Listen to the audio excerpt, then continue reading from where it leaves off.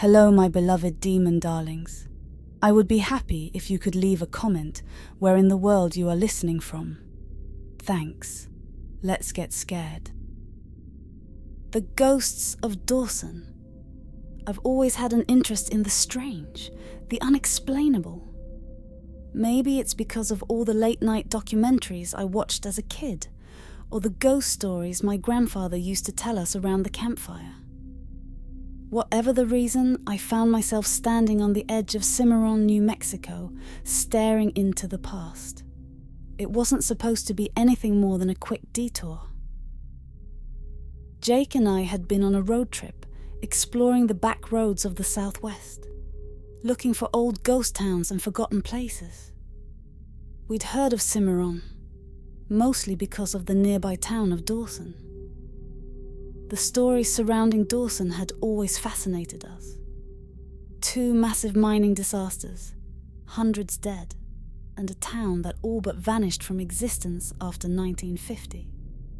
Now, only the cemetery remained, and if the rumors were true, so did the spirits of the miners who lost their lives in those dark tunnels. Jake had always been a skeptic. He didn't believe in ghosts, spirits, or anything remotely paranormal. But me? I wasn't so sure. I'd seen too much in my life to completely rule out the possibility that there was something beyond this world. Man, this place gives me the creeps, Jake muttered as we pulled into the town of Cimarron. I don't get why you wanted to come here. I glanced over at him. You're telling me you're not even a little curious about Dawson? 2 massive explosions, over 300 people dead, and a cemetery full of miners who never got out of that place. You don't think that's worth checking out? Jake shrugged, leaning back in his seat. Sure, it's tragic, but you know how these ghost stories go. People need to believe in something to explain why bad stuff happens. It's easier to think there's some kind of ghost wandering around than to accept that life just sucks sometimes. I didn't argue. There was no point.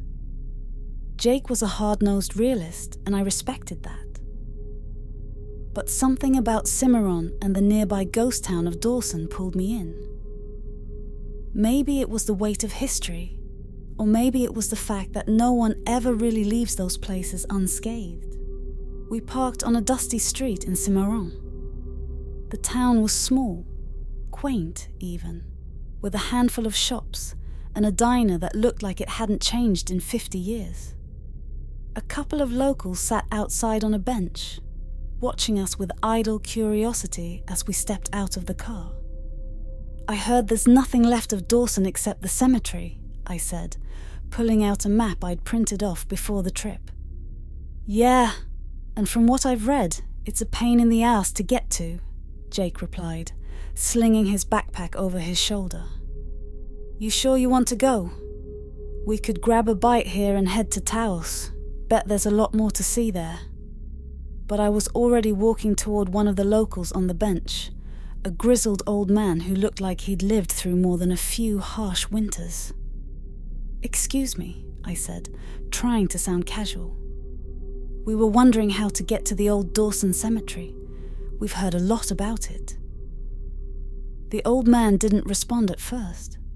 He just stared at me with a pair of eyes that had seen more than I ever would. After what felt like an uncomfortable eternity, he finally spoke. You boys ain't from around here, are ya? No, just passing through. We heard about Dawson, the mining disasters, and thought we'd check it out. He snorted, shaking his head. People don't go to Dawson to check it out. They go to remember, or they go to forget. You best turn that car around and head on out. Ain't nothing for you out there but bones and regrets. I shot Jake a look, and he rolled his eyes. We're just curious, I said. It's part of history, right? History, sure. But not all history's meant to be dug up. The old man stood up, brushing the dust from his pants. If you're hell-bent on going, follow the road north till it turns to gravel. Keep going till you hit the old railroad tracks. Cemetery's just beyond there. But don't say I didn't warn ya." With that, he turned and shuffled away, leaving us standing there in the hot afternoon sun. Jake gave me a look. "This is such a bad idea." I grinned. "You scared?" "Of course not. I just don't see the point of hiking to some old cemetery for a bunch of dead miners."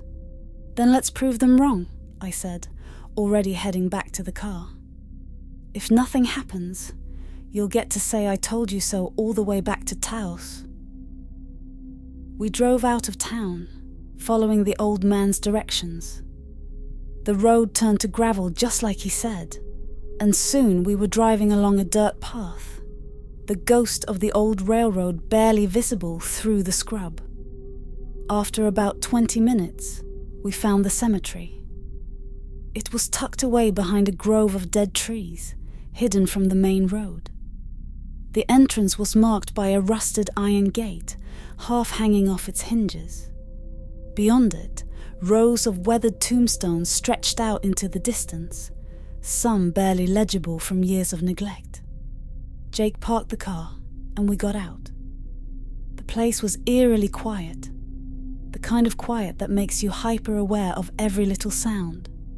The wind through the trees, the crunch of gravel underfoot, even the sound of our breathing. "Let's make this quick," Jake said, clearly uncomfortable. "This place is depressing." I ignored him and started walking toward the rows of graves. Many of the tombstones bore the names of miners who had died in the 2 explosions, the first in 1913, the second in 1923. I ran my fingers over the worn stone, trying to imagine what it must have been like for those men, trapped underground as the earth caved in around them. Suddenly, a cold breeze swept through the cemetery, cutting through the warm afternoon air. I shivered, pulling my jacket tighter around me. "You feel that?" I asked. Jake shrugged. "It's just wind, man." But it didn't feel like just wind. It felt wrong. The kind of wrong that makes the hair on the back of your neck stand up. We wandered through the graves for a while, and the further in we got, the more uneasy I felt. There was something about this place, an energy, a weight, that pressed down on me, making it hard to breathe. Jake seemed to feel it too, though he didn't want to admit it. He kept glancing over his shoulder, like he expected to see someone standing there.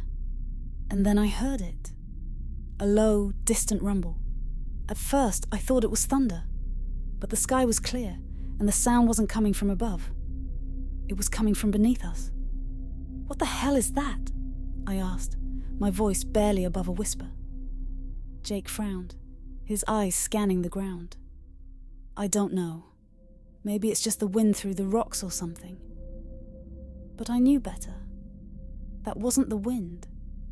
That was the sound of something deep underground, something moving. I crouched down, pressing my hand to the earth, and the rumbling grew louder, more insistent. It was like the ground itself was alive, shifting and groaning under our feet. Suddenly, the rumbling stopped, and the silence that followed was deafening. "I think we should go," Jake said, his voice tight. I was about to agree when I saw something out of the corner of my eye. At first, I thought it was a shadow, but then I realized it was a figure, a man dressed in old-fashioned mining clothes, standing at the far edge of the cemetery, staring at us. "Jake," I whispered, nudging him. He turned, and when he saw the figure, his face went pale. "Oh, hell no. We're leaving. Now." We started backing away, but the figure didn't move. It just stood there, watching us with dark, hollow eyes. As we turned to run, I heard a voice. A low, guttural voice that seemed to come from all around us. "Don't leave!" I froze, my heart pounding in my chest. Jake grabbed my arm, pulling me toward the car. "Let's go, man!" We sprinted back to the car, throwing ourselves inside just as the sun dipped below the horizon. The figure was gone, but the feeling of being watched remained, clinging to us like a shadow. As we sped away from the cemetery, I glanced in the rearview mirror, half expecting to see the figure standing in the road behind us. But there was nothing, just the empty, desolate landscape stretching out behind us. Neither of us spoke for the rest of the drive back to Cimarron. That night, I couldn't sleep. Every time I closed my eyes, I saw the figure standing at the edge of the cemetery, watching us with those empty eyes. I kept hearing that voice, echoing in my head. Don't leave. I don't know what we encountered in Dawson that day, whether it was the lingering spirits of the miners who died in those tragic explosions or something else entirely. But one thing is for sure.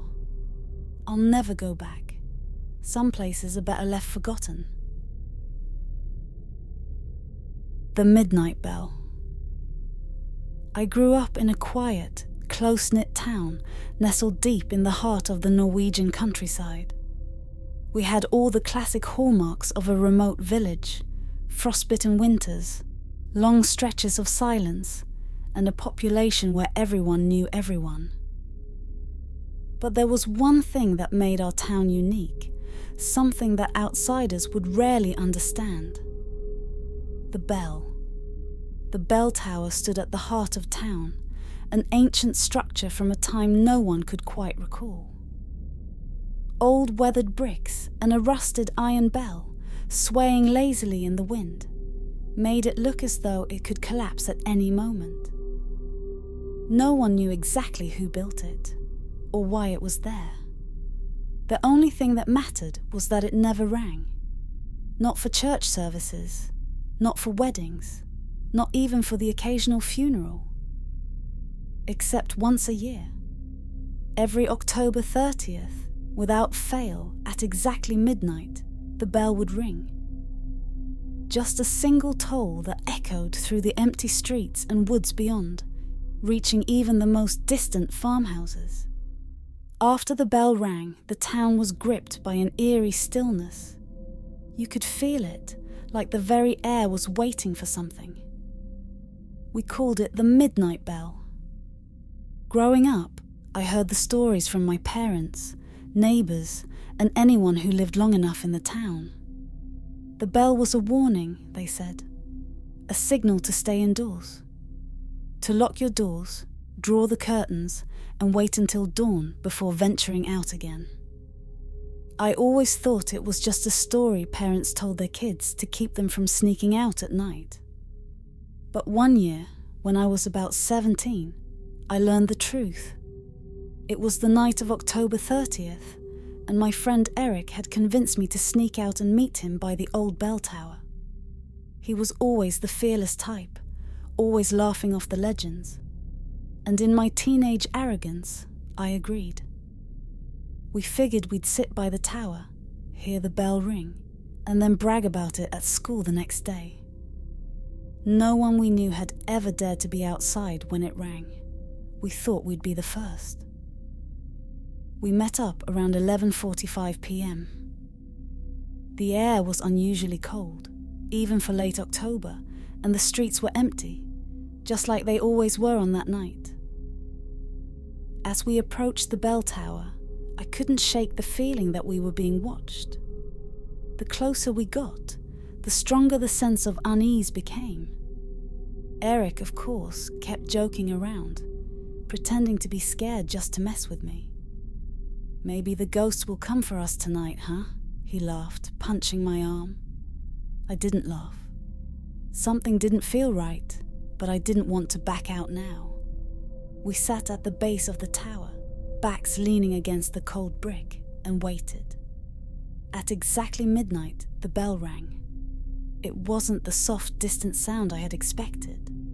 It was loud, piercing, like the entire sky was vibrating with that single deafening note. Eric and I sat up, wide-eyed, looking at each other in shock. But as soon as the echo of the bell faded into the night, something else replaced it. Footsteps. Slow, deliberate footsteps coming from the woods just beyond the tower. Eric stopped laughing. His face went pale, and I could tell he was just as unsettled as I was. The footsteps grew louder, crunching over the fallen leaves, but we couldn't see anyone. The woods were pitch black, and our flashlights barely penetrated the darkness. "I think we should go," I whispered, but Eric didn't move. He was staring at something. "Do you see that?" he asked, his voice barely audible. I followed his gaze and felt my stomach drop. Just beyond the trees, barely visible in the faint moonlight, was a figure. Tall, impossibly tall, with long, twisted limbs. It didn't move like a person. It swayed as if the wind carried it, but there was no wind. And its face, if you could call it that, was a pale blur, like a smudge in the air, with empty, hollow eyes that seemed to be looking right at us. Eric grabbed my arm. "Run!" We bolted from the tower, sprinting back toward town as fast as our legs could carry us. I didn't dare look back, but I could hear it behind us. Those heavy, deliberate footsteps, now faster, closer. My lungs burned as we ran, and the town felt impossibly far away. We reached my house first. Eric shoved me toward the door. "Get inside." I fumbled with the keys, my hands shaking uncontrollably. I threw the door open, and just as I turned to see if Eric was behind me, I froze. He wasn't alone. That thing from the woods, was standing just feet behind him, towering over him. Its long, spindly fingers reached for him, and for a split second our eyes met. Eric screamed. I pulled him inside, slammed the door, and locked it. For hours, we sat in the dark, too scared to move, too scared to speak. The sound of those footsteps circled the house, slow and methodical, until just before dawn, when they stopped. When morning came, we cautiously opened the door. The streets were empty, silent, as if nothing had happened. But we knew better. Eric and his family moved away from town a few months later. We never talked about that night again. As for me, I've stayed. But every October 30th, when the sun sets and the air turns cold, I make sure I'm inside, locked away, waiting for the bell to ring. Because I know what comes after, and I'm never going to be outside to hear it again. Something is watching me. I grew up in a small town. You know the kind where everyone knows everyone and nothing much ever happens. Or at least, that's what we all thought. It was quiet, boring even, and I always figured the scariest thing that ever happened around here was a deer running out in front of your car late at night. But there's something about small towns. There are stories that don't get talked about. Not openly, anyway. It all started when I moved back after being gone for a few years. I had been living in the city, but after losing my job and my apartment, I didn't have much choice but to come back to the old house my parents left me. It was on the edge of town, not too far from the woods that surrounded most of the place. Growing up, I never liked those woods, always had an uneasy feeling about them, but I figured that was just because of the stories. There was one story in particular, everyone seemed to know but no one liked to tell. It was about a kid who disappeared from town, maybe 30 or 40 years ago. People said he went into the woods one night and never came back. There were search parties, investigations, but nothing ever turned up. They say his parents left town not long after, and the woods got a reputation after that. You didn't go there at night, and if you did, you didn't talk about it. I wasn't a kid anymore though, and as much as I hated being back in that old house, it was what I had. The first couple of nights were fine, quiet, just like I remembered. But on the third night, I started hearing things. At first, it was subtle, scratching noises, like something brushing up against the side of the house. I figured it was a raccoon or some other critter. Nothing to worry about. But then it got worse. The next night, I was lying in bed, trying to sleep, when I heard footsteps outside. Heavy ones, like someone was walking just outside my window. I froze, listening, hoping it was just my imagination. The steps circled around the house, slow and deliberate, like whoever it was didn't care if they were heard. I grabbed a flashlight, crept downstairs, and opened the back door. But when I stepped outside, there was nothing. No footprints, no sign of anyone. Just the sound of the wind in the trees. I went back inside, locking the door behind me, trying to shake the feeling of being watched. The following night, things escalated. I had just gone to bed when I heard the footsteps again, this time closer, right outside my window. I didn't dare move. My heart was pounding in my chest, and I strained to listen. The footsteps stopped, and for a few seconds there was nothing. Then a knock. 3 slow, deliberate knocks on my bedroom window. I leaped out of bed, rushing to the window, and threw open the curtain. Nothing, just the dark shapes of the trees and the empty yard beyond. But as I stood there, staring into the blackness, I saw something.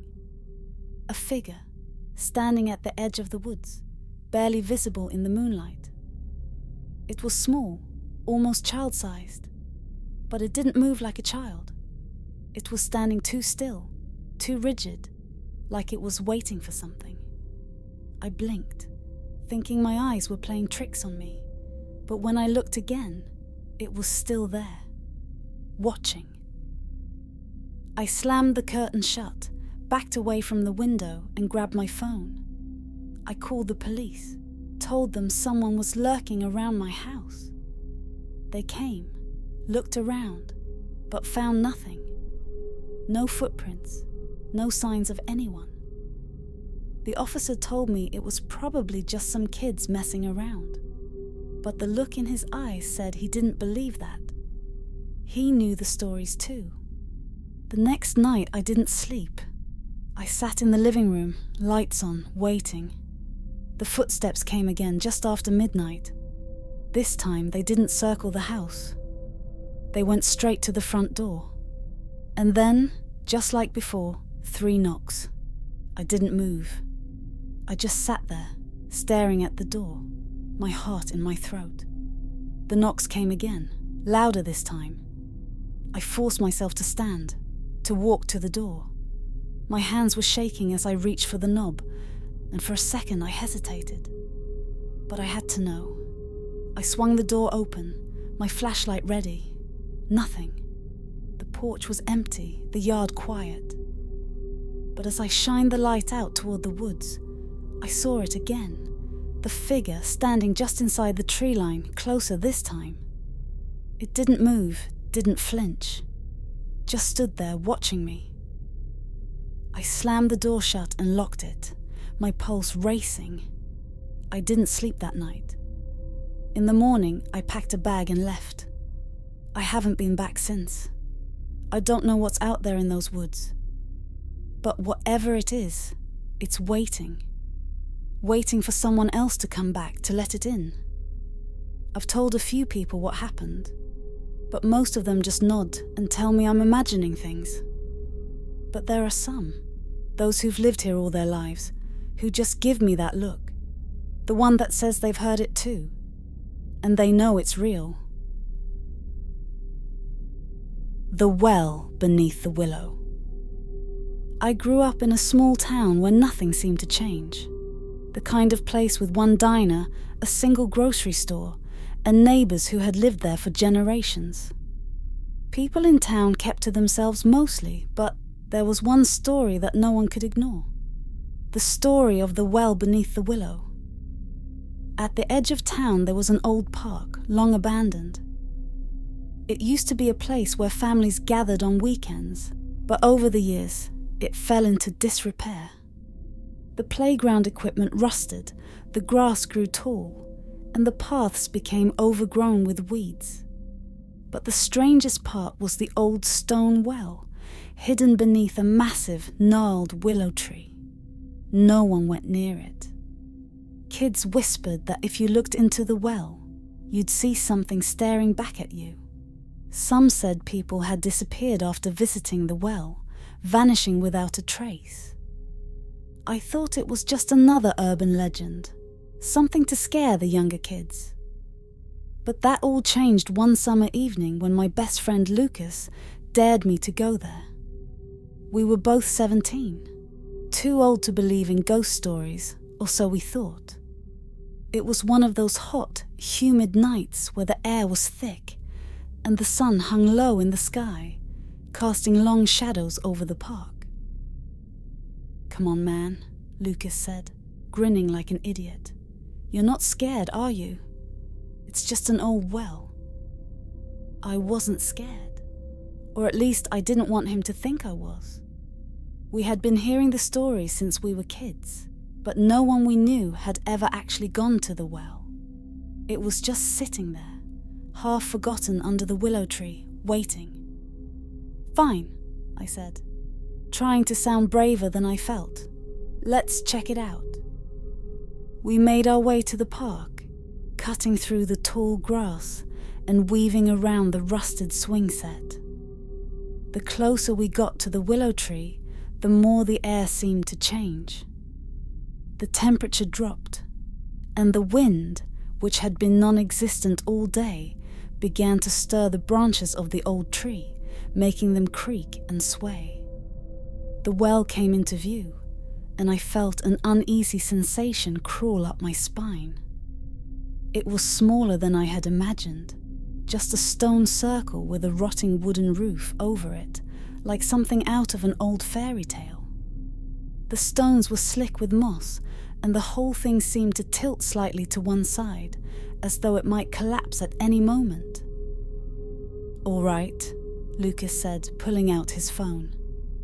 "We look, we take a picture for proof, and then we get out of here." I nodded, trying to ignore the growing sense of dread that settled in my chest. We approached the well, and Lucas leaned over the edge, shining his phone's light down into the darkness.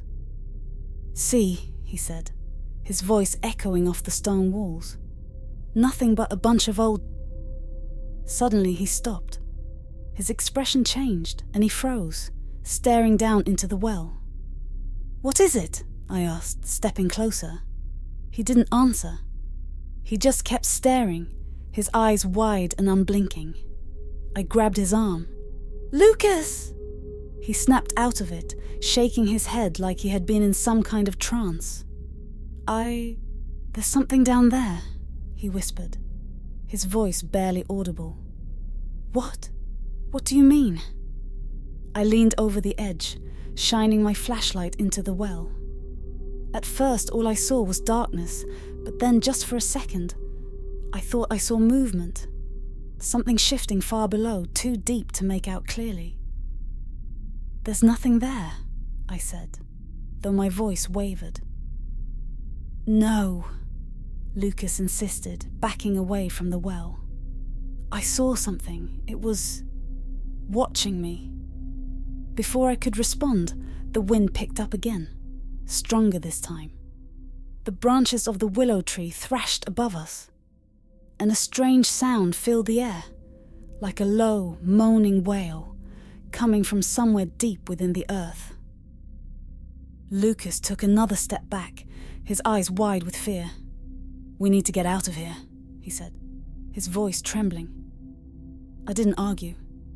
We turned to leave, but as we did, the wind seemed to howl even louder. I glanced back at the well, and that's when I saw it. A hand. It was pale, almost grey, with long, bony fingers, reaching out from the darkness of the well. The fingers scraped against the stones, pulling something up from the depths. I couldn't move, couldn't breathe. as a figure began to emerge, its body unnaturally long and thin, like it had been stretched out. Its face was blank, no eyes, no mouth, just smooth, pale skin. I grabbed Lucas, yanking him toward the path. "Run!" We bolted, crashing through the overgrown grass, not daring to look back. But even as we ran, I could hear it. The scraping of those fingers against the stone, the rustling of something dragging itself out of the well. We didn't stop until we were back at my house, slamming the door behind us. Lucas was pale, shaking, his eyes darting around like he expected something to burst through the walls at any second. "What the hell was that?" I gasped, my heart pounding in my chest. "I don't know," Lucas whispered, "but I saw it, before. When I looked into the well, I saw it staring back at me. We didn't talk about it after that night. Lucas avoided me for the rest of the summer, and I couldn't blame him. Whatever we had seen at the well wasn't something we could explain or forget. But I knew one thing for sure. I'd never go near that park again. A few weeks later, I heard that the town was finally demolishing the park to make way for new development. I didn't care. Let them bulldoze it, let them tear it all down. But no one mentioned the well. They never talked about it. And sometimes late at night, when the wind howls outside my window, I swear I can still hear the sound of those fingers scraping against stone, searching for something or someone. The Whispering Woods. I grew up in a small, sleepy town. The kind of place where things never really changed. The town was surrounded by miles of dense forest, with old logging roads cutting through it like forgotten veins. These woods were part of the town's history. Our ancestors had lived and died there, and while most people respected the forest, there were always a few stories about things that happened in its darkest corners. One of the oldest legends was about the Whispering Woods, a section of forest about 2 miles out of town. No one went there. Not hunters, not hikers, no one. It had a reputation for being haunted, though no one could ever tell you exactly why. There were stories about people hearing voices calling their names from the trees, about children disappearing without a trace, and about strange figures seen just at the edge of the tree line. I never paid much attention to it growing up. It was just one of those things the old folks talked about to keep kids from wandering too far into the woods. But all of that changed for me one autumn night. I was 19, restless, and looking for some kind of excitement in our otherwise boring town. My friend Nick and I were hanging out, looking for something to do when he brought it up. "You ever been out to the Whispering Woods?" he asked, a mischievous glint in his eye. "No," I said, shaking my head. "Nobody goes out there, remember?" He grinned. "Exactly. That's why we should. People say all kinds of weird stuff happens out there. I want to see it for myself." At first, I laughed it off. But Nick had always been the adventurous type, and after a little more prodding, I found myself agreeing to go with him.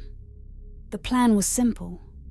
We'd drive out to the edge of the woods, walk in a little ways, and see if anything strange happened. Easy enough, right? We set out just after dark, driving Nick's beat-up old truck down one of the dirt roads that led toward the forest. The air was cold and crisp, and the moon hung low in the sky, casting long shadows over the trees. As we got closer, an uneasy feeling crept into my gut, but I pushed it aside. It was just nerves, I told myself. It's just a forest. We parked at the old trailhead where the road ended, and the trees loomed in front of us like a wall of black. Nick hopped out of the truck, flashlight in hand, his usual cocky attitude on full display. I followed reluctantly, the crunch of dead leaves under our feet the only sound as we stepped into the woods. For the first half hour, everything seemed normal. We walked along the narrow trail, our flashlights casting long beams of light through the trees. Every now and then, we'd hear a rustling in the underbrush or the hoot of an owl, but it was all typical forest stuff. Nothing strange. Then, after a while, we reached a clearing and things started to feel off. The air had changed.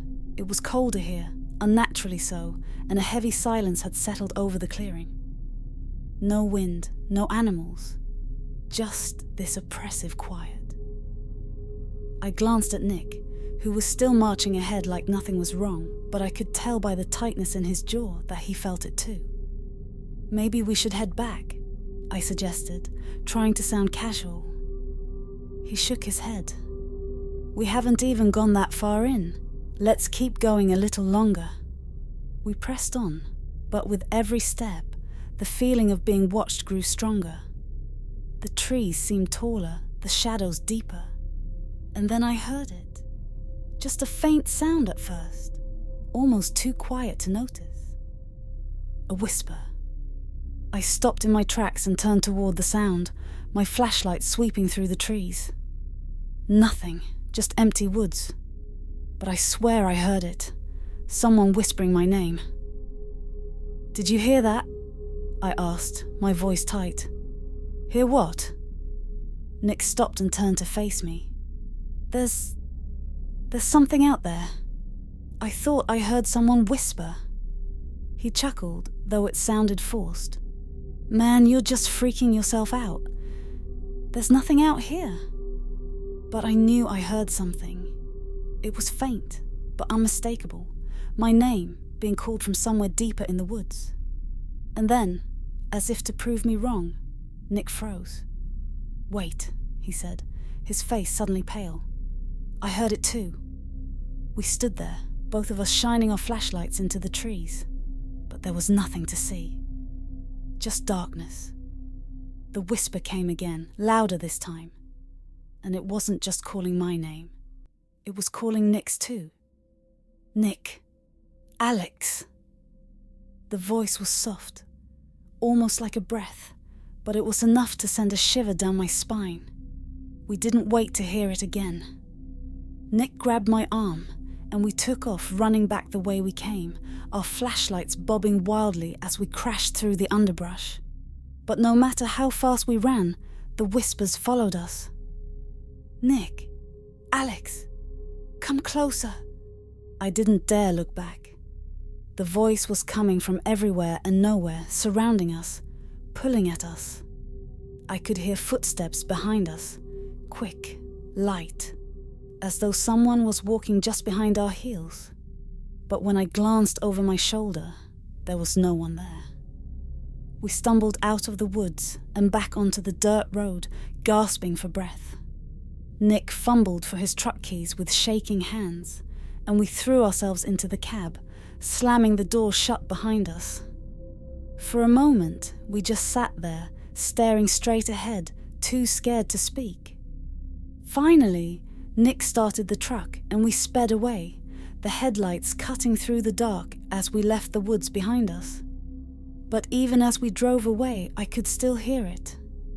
The faintest echo of that voice whispering our names, as if it would never quite let us go. Neither of us ever went back to the whispering woods.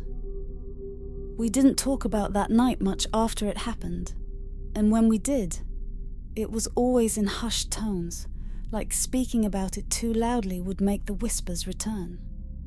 I don't know what was out there in those woods, and I don't care to find out. All I know is that something was calling us that night. Something old. Something wrong.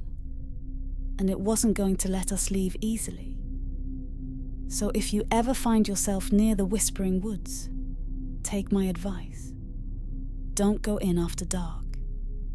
And if you hear someone calling your name, run. The last house on Ridge Street. I grew up in a town where nothing ever happened. It was the kind of place where people left their doors unlocked, and everybody knew each other's business. But there was one part of town that everyone stayed away from, Ridge Street.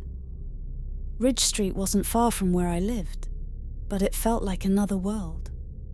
Most of the houses there were old, abandoned, or falling apart, and there was one house in particular that no one ever talked about, the one at the very end of the street.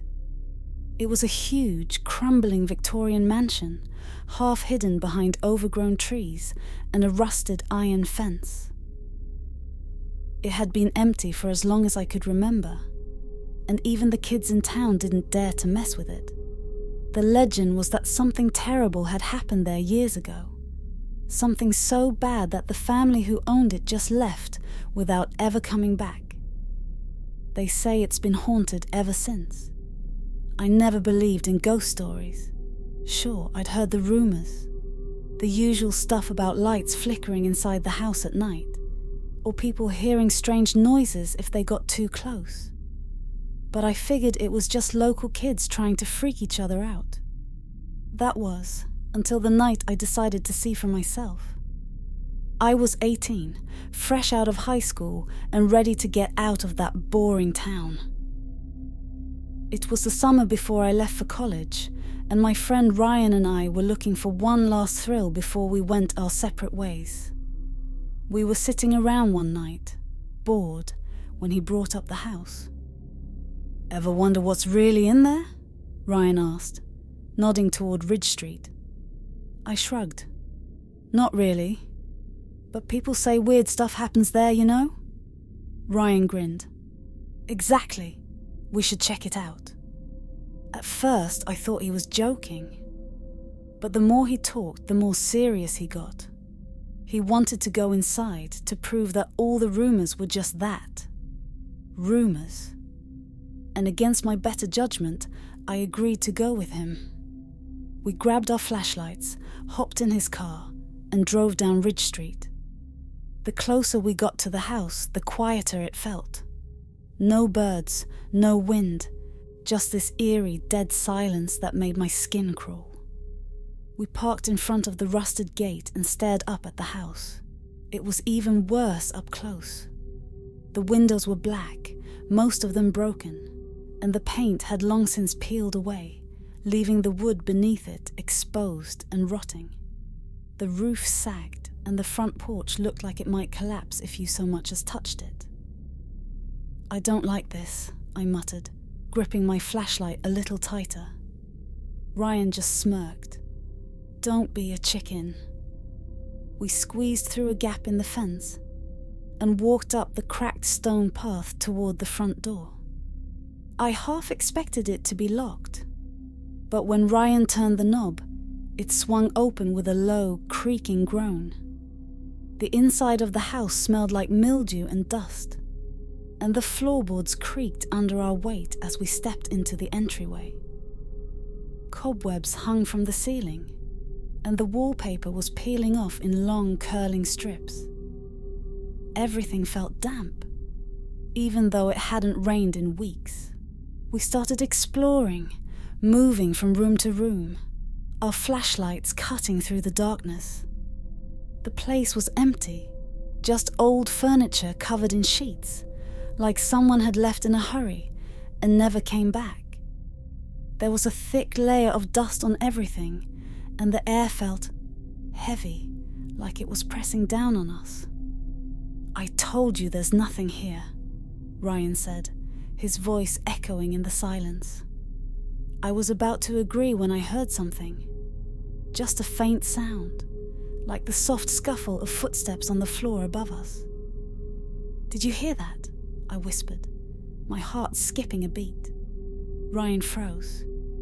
"What?" We stood there, listening, and then it came again. Footsteps, slow and deliberate, moving across the floor directly above us. "There's someone upstairs," I said, my voice barely a whisper. Ryan's cocky grin faded. "It's probably just the house settling." But I wasn't convinced. The sound was too distinct, too purposeful. I shone my flashlight up the staircase that led to the second floor. The steps were steep and narrow, disappearing into the darkness above. Against my better judgment, I started climbing. Ryan followed close behind, the creaking of the old wood beneath our feet the only sound as we ascended. When we reached the top, we found ourselves in a long hallway lined with closed doors. The air up here was colder, and I could feel the hairs on the back of my neck standing on end. I didn't know what I was expecting to find, but every instinct I had was screaming at me to turn around and get the hell out of there. But before I could say anything, one of the doors at the end of the hallway creaked open, just a crack. Ryan grabbed my arm. "Did you see that?" I nodded, too scared to speak. We stood there, staring at the door, waiting for something to happen. And then, slowly, it swung open all the way, revealing a room bathed in shadows. I swallowed hard and stepped forward, inching closer to the door. My flashlight flickered as I shone it into the room, illuminating a large four-poster bed in the center, its canopy draped with tattered, moth-eaten curtains.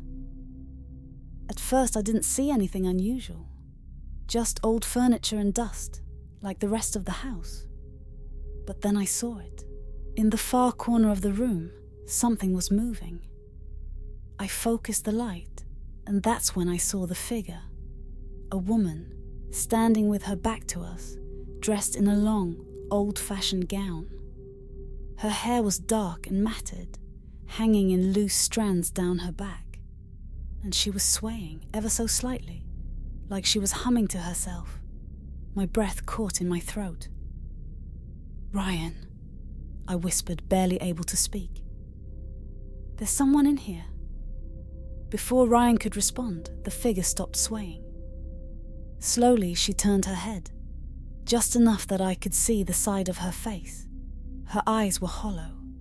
No, not just hollow, gone. Just empty, black sockets where her eyes should have been.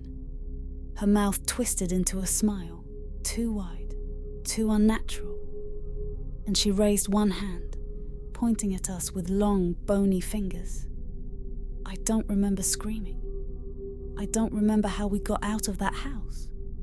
All I remember is running, tearing down that staircase and out the front door, not stopping until we were back in Ryan's car, gasping for breath. We never talked about it again.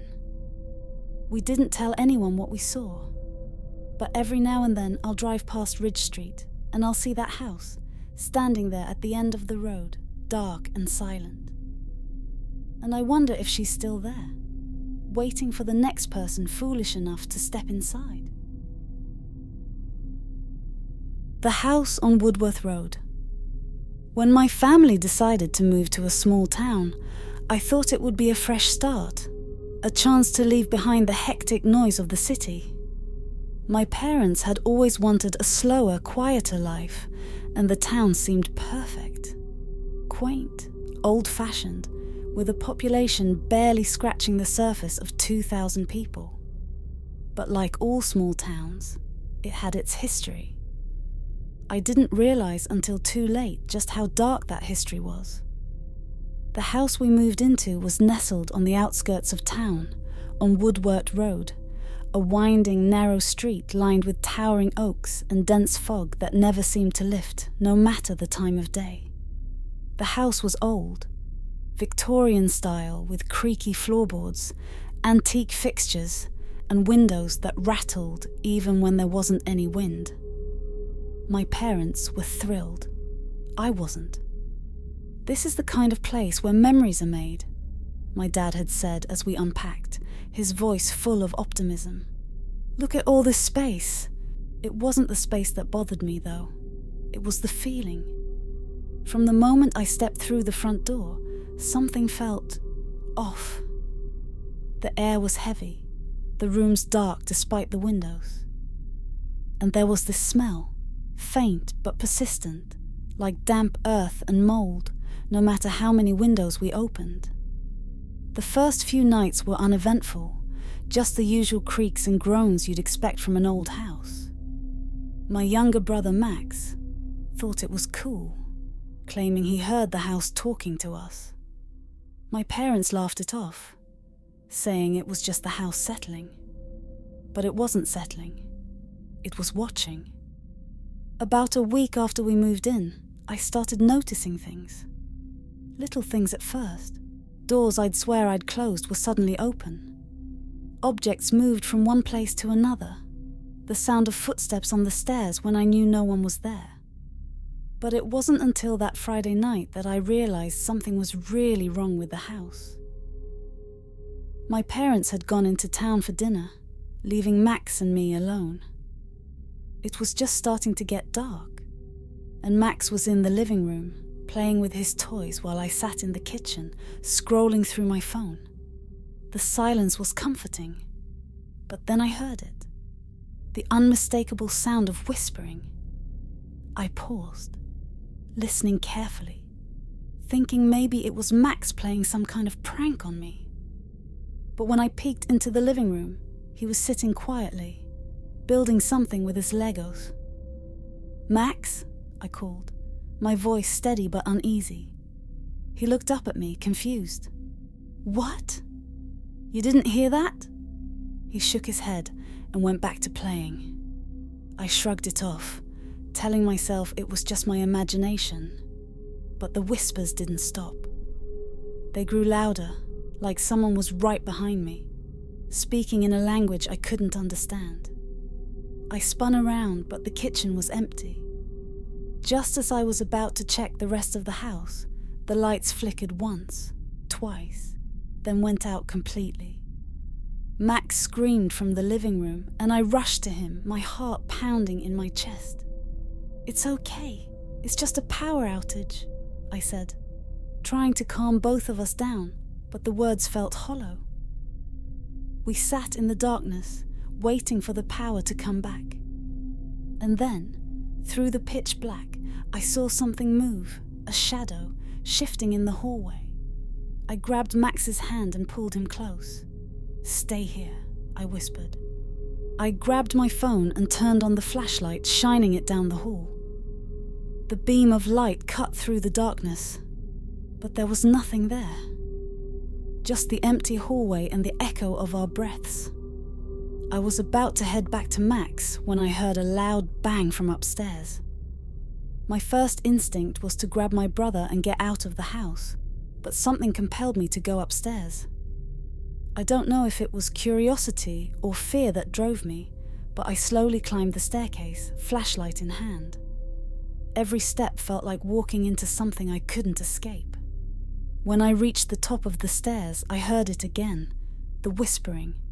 Only this time it was clearer, as though someone was speaking right into my ear. I pointed the light down the hallway, and that's when I saw it. The door to the attic, slightly ajar, was creaking as though someone, or something, had just gone inside. My parents had told me not to go up there. The attic was old, full of rotting beams and dangerous flooring, but there was no mistaking it. Something was in there. The whispers were coming from the attic. I walked toward the door, every part of me screaming to stop, to turn around, to grab Max and run, but I couldn't. My hand shook as I pushed the door open, shining the flashlight into the dark, cramped space. The beam landed on something in the corner, a figure crouched low, facing the wall. It was small, like a child, but its limbs were unnaturally long, and its skin was a sickly grey colour. I froze, my heart hammering in my chest as the figure slowly turned to face me. It had no eyes, just dark, hollow sockets that seemed to suck in the light.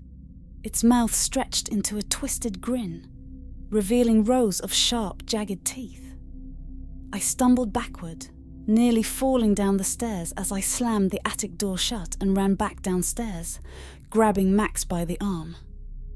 We bolted out of the house, my heart pounding in my ears, and we didn't stop running until we reached the end of the driveway.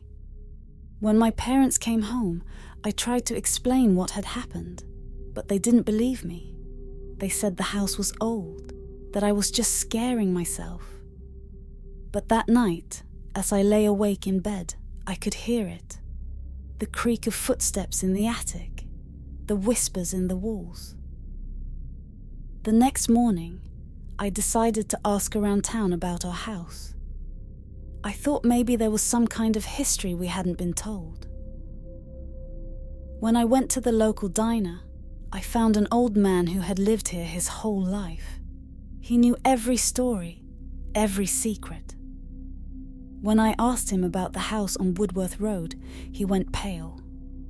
That house, he whispered, leaning in close, was built over a cemetery. Not just any cemetery, an old burial ground from before the town was even founded. They say the spirits of those buried there never left. Anyone who lives in that house, they don't stay long. Not after the spirits make themselves known. I felt a chill run down my spine. What happens to the people who stay? I asked. The old man just shook his head. They don't. We moved out a month later.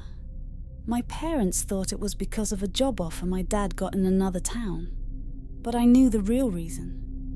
I never told them what I saw that night, and I never went back to that town. The Beast of Coldwater Creek. I've been a cop in Coldwater Creek for nearly 20 years, and in all that time, nothing prepared me for what happened last winter. This isn't some campfire tale, no story to tell kids to keep them out of the woods. I lived through it, saw it with my own eyes, and no matter how many times I try to forget, the nightmares bring me back to that night. Coldwater Creek isn't a big town, just shy of 1,500 people, tucked between thick woods and winding rivers. Everyone knows everyone. Crime here is mostly petty stuff. Speeding, the occasional bar fight, a few rowdy teenagers breaking into abandoned buildings for kicks. Nothing out of the ordinary until last December. The first call came in late on a Friday night. A farmer on the edge of town, Ed Larson, said something had slaughtered his livestock. I'd been to his place before. Ed liked to drink and sometimes saw things that weren't there. But I had a bad feeling about this one. "Tom, you need to get out here now," he'd said, his voice shaking. It's something big. It's not a wolf. It's not a bear. Just get out here." I drove out to Ed's farm, figuring I'd find a couple of coyotes that got into the chicken coop. But when I pulled up and stepped out of the cruiser, the air was colder than it had been when I left the station. That's when I noticed something. An uneasy silence hanging over the place. No wind. Just stillness. Ed was waiting for me at the fence, his eyes wide, his face pale even in the dim light of my headlights. "Back there," he said, his voice low and hoarse. "Behind the barn." I followed him, the beam of my flashlight cutting through the dark. The smell hit me first, a foul, metallic scent like copper and rotting meat. Then I saw the carnage. Half of Ed's cattle were dead, their bodies torn apart, mangled in ways I'd never seen before. Deep, slashing wounds ran down their flanks, and their throats were ripped open as if something had taken them down with claws. But it was the tracks that got me. I knelt down beside one of the mangled cows and saw them. Massive paw prints, almost as big as my hand, but not quite right. They were too wide, too elongated, like something halfway between a wolf and a man. And there was something else. Drag marks, deep grooves in the dirt where whatever it was had pulled the carcasses. "What kind of animal does that?" Ed whispered, as if reading my thoughts. I didn't have an answer. I called it in, and we filed it away as an unknown predator attack, telling Ed we'd keep an eye out. But that was just the beginning. Over the next few weeks, the calls kept coming. More farmers, more livestock slaughtered in the night. Every time, the same tracks, the same unnatural savagery. We set up traps, put out cameras, but we never caught anything. Whatever it was smart, too smart. It avoided everything we set up, almost as if it knew what we were doing. People in town started to get nervous, and the rumors spread fast. Some said it was a pack of wolves driven south by the snow. Others whispered about old native legends, creatures that lived deep in the woods, things that weren't supposed to exist. One night, after a particularly brutal attack, I overheard an old-timer at the diner muttering about the Dogman. He wasn't the first to mention it. The Dogman had been part of local folklore for decades, a story passed down from generation to generation. A half-man, half-beast creature that roamed the forests, hunting in the moonlight. I'd always thought it was just a scary story, something to keep kids from wandering too far into the woods. But the way people were talking now, it didn't feel like folklore anymore. Then, on the night of the full moon, everything changed. It was just after midnight when the call came in. This time, it wasn't livestock. It was a person. A woman had gone missing on the north side of town, near Coldwater Creek itself. Her name was Sarah Miller, a local school teacher. Her husband had gone out looking for her when she didn't come home after her evening jog. He found her phone and one of her shoes near the trail that ran along the creek, but no sign of Sarah. I took a couple of deputies with me, and we drove out there, hoping she'd just gotten lost in the dark. But the moment I stepped out of the cruiser, I knew something was wrong. The air was thick, oppressive, and that same eerie silence I'd felt at Ed's farm clung to the trees. We spread out, searching the trail with our flashlights, calling her name. No answer. About an hour into the search, we found her, or what was left of her. Her body was half submerged in the icy waters of the creek, torn apart in the same way as the cattle. Deep gashes across her back, her legs twisted unnaturally. The tracks were there too, larger than before and fresher. We weren't just looking for Sarah anymore. We were being hunted. I radioed for backup, and we pulled her out of the water. My stomach turned as I noticed more claw marks on her body, deep, jagged, as if something had grabbed her and dragged her down to the creek. My deputies were shaken. Hell, I was too. This wasn't just a rogue animal anymore. This was a predator, and it was toying with us. That night we locked down the town. Curfew. No one in or out. I organised a search party, armed locals, the few deputies I had, and some volunteers. We were going to find whatever was out there. Around 2 a.m, we started hearing the howling. It echoed through the trees. A low, guttural sound that chilled me to my core. This wasn't the howl of any wolf I'd ever heard. It was something else. Something primal. As we moved deeper into the woods, the howling grew louder, closer. The air felt electric, like something was watching us from the shadows, waiting for the right moment to strike. Then, just as we reached the clearing near the old mill, one of the men shouted. There it was, standing on the ridge above us, silhouetted against the moonlight, was a creature I can barely describe. It was massive, easily over 7 feet tall, with long muscular limbs and a hunched back. Its fur was dark, matted, and its eyes, God, its eyes, glowed a sickly yellow. It was like looking into the eyes of a predator that knew it was at the top of the food chain. I raised my rifle, heart pounding in my chest, but before I could even aim, the thing let out a snarl and leaped into the trees, vanishing into the night. We chased it, of course we did, But it was faster, smarter.